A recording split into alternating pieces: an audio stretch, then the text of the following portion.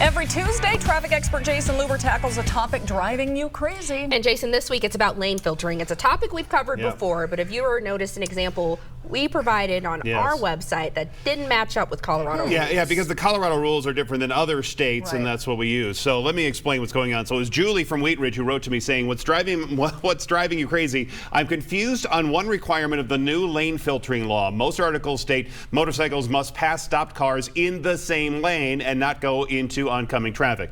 The video out on your website shows a motorcycle passing stopped traffic, but weaving across the white lines between two lanes of traffic and not staying in the same lane. Are they allowed to do that? The short answer, Julie, is no. They are not. This is the video that you referenced that's on our website. It was part of a lane filtering story created by our digital team where they used an example of lane filtering from Utah's State Patrol. Colorado's law is slightly different than Utah. Our lane filtering law states that during stopped traffic, the rider is allowed to pass a vehicle in the same lane only when that lane is wide enough to fit the vehicles and the motorcycle while passing, like this. Those are two important points. Colonel Matthew Packard, chief of the Colorado State Patrol, says it pretty simply. If the lane cannot accommodate both the vehicle and the motorcyclist, they should not pass. The law also adds that conditions allow for prudent operation of the motorcycle while overtaking or passing. Now, the motorcyclist will have to make that determination on the fly, especially since there are so many different sizes and styles of motorcycles and widths of streets. Now, the real issue here is what most people think what they think when they see a motorcycle going between cars, especially on a highway. It's actually called lane splitting, like this. Splitting is when you're riding between two rows of moving traffic. You see it a lot in California, more often on our highways, because the motorcyclists just do it like that. And remember, filtering happens when traffic is stopped.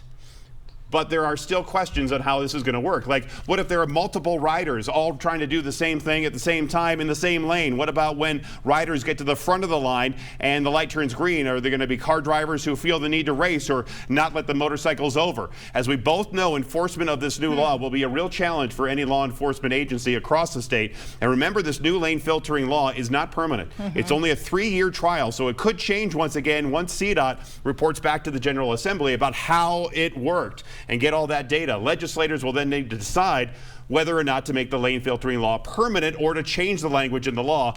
Our State Patrol has a very informative webpage all about the lane filtering and lane splitting.